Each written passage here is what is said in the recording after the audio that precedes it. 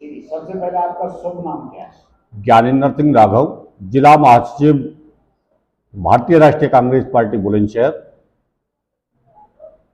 मेरा पहला सवाल आपसे है, अभी जो इंडिया बनाम एनडीए है, उसमें एनडीए क्यों घबराया हुआ है इंडिया से? इंडिया से एनडीए इसलिए घबराया हुआ है कि 2014 में झूठे वायदे करके और जुमलेबाजी करके ये लोग भावनाओं को भड़का करके सत्ता में आए थे। और जब 420 का सिलेंडर था, 60-70 पर डीजल पेट्रोल था, उस समय इन्होंने हिंदुत्व, रोजगार, राम मंदिर, तमाम ढेर सारे मुद्दे भावनाएं भड़का करके लोगों की वोट लेने का काम किया। और आप देखें कि आज महंगाई, बेरोजगारी और किसानों की दुर्दशा होने के चलते और जो इंडिया अलायंस आज बनाए कांग्रेस पार्टी के पूर्व राष्ट्रीय अध्यक्ष और सांसद हमारे नेता राहुल गांधी जी ने जो 4000 किलोमीटर की भारत जोड़ो यात्रा करके जो आम जनमानस तक पहुंचे, चूंकि आज इनका कब्जा मीडिया पे और तमाम संस्थानों पे इन्होंने अपना पहरा बैठा दिया है, तो ये केवल वो चीज जनता तक पहुंचना चाहते हैं। केवल ये झूठ, खुद भी झूठ परोसते हैं और दूसरों को भी झूठ सुनवाना पसंद करते हैं। आज भारत जोड़ो यात्रा के बाद भारत में परिवर्तन की बयार है और आज सभी पार्टियां, सभी दल इकट्ठे होकर आम, गरीब, मजदूर, व्यापारी की लड़ाई लड़ने के लिए खड़े हो गए हैं। और वो इंडिया के रूप में एक महाशक्ति और एक महागठबंधन से ये जो है घबराए हुए हैं। कल भारत जोड़ो यात्रा का 1 वर्ष, एक दिवसीय एक वर्ष पूरा होने पर उस पर एक नफरत जोड़ो, नफरत तोड़ो, भारत जोड़ो की यात्रा निकली थी, उसके बारे में तो क्या कहेंगे? उसका ये संदेश था, हमारे देश और प्रदेश अध्यक्ष, पूरे देश में वो जिला मुख्यालयों पर यात्रा हुई थी।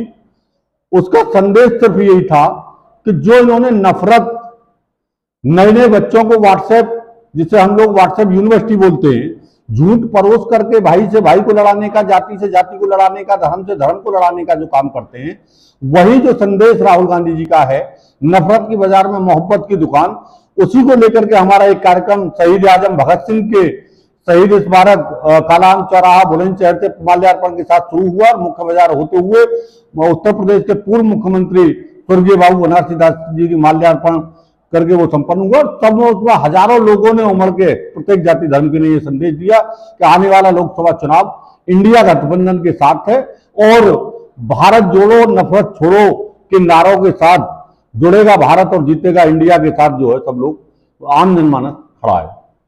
अभी मोदी जी जो एनडीए के मोदी प्रधानमंत्री जी ने कहा कि भाई मैं इंडिया का नाम बदल के हिंदुस्तान रखूंगा। अब वो चाहे इंडिया का नाम बदलकर हिंदुस्तान रखें, भारत रखें, आपको पता होगा कि जिसके लिए अब हम लोग जो जन जागरण अभियान चला रहे हैं, ये किसी के कह देने से या प्रधानमंत्री जी के बोल देने से नहीं होता है। आपको पता होगा कि ये इंडिया और भारत दोनों ही शब्द बाबा साहब डॉक्टर भीमराव अंबेडकर जी द्वारा बनाए गए संविधान की प्रस्तावना में शामिल हैं। तो आपके बदलने से मतलब आप इनकी जो मंशा है, आप समझिए जैसे प्राइवेटाइजेशन करके ये आरक्षण को गर्त में ले जा रहे हैं, आरक्षण को खत्म कर रहे हैं धीरे धीरे, वैसे ही इंडिया का नाम बदल के भारत करने की जो इनकी मंशा है, वो संविधान को बदलना चाहते हैं, संविधान को खत्म करना चाहते हैं।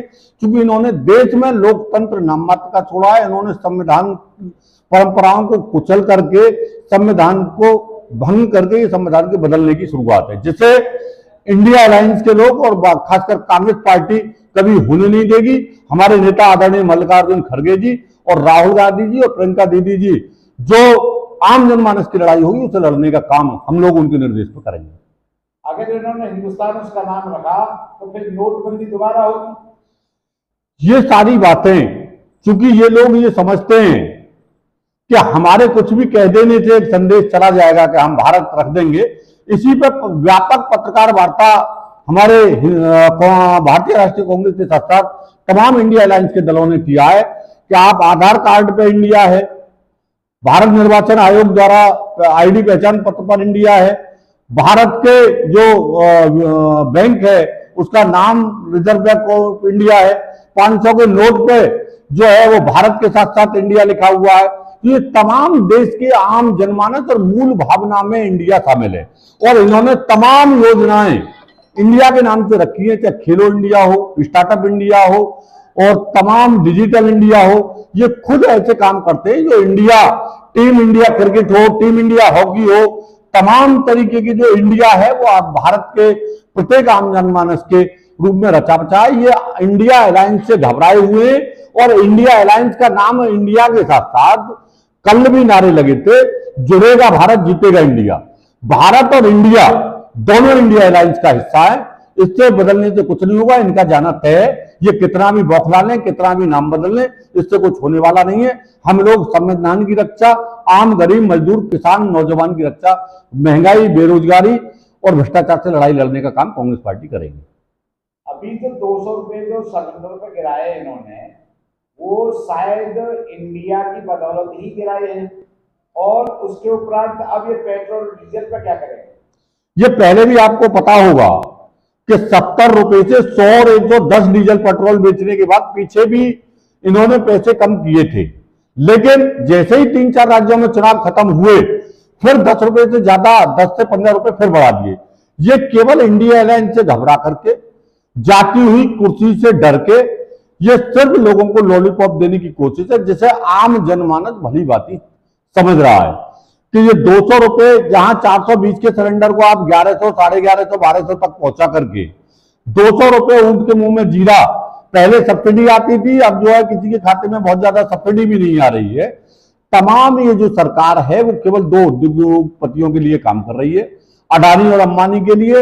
इन्हें सिर्फ अगर चिंता और परवाह किसी की है तो वो सिर्फ बड़े 2 उद्योगपतियों की है। हम 2 और हमारे 2 के आधार पर ये सरकार चल रही है और ये आम जनमानस गरीब मजदूर इस बार का चुनाव जाति धर्म और मजहब से ऊपर उठकर होगा। और जो कर्नाटक और हिमाचल में भारत जोड़ो यात्रा के बाद परिवर्तन की लहर आई है, वो लोकसभा चुनाव 2024 में इंडिया अलायंस की सरकार कांग्रेस के नेतृत्व में बनने जा रही है। ये इससे घबराए हुए और डरे हुए।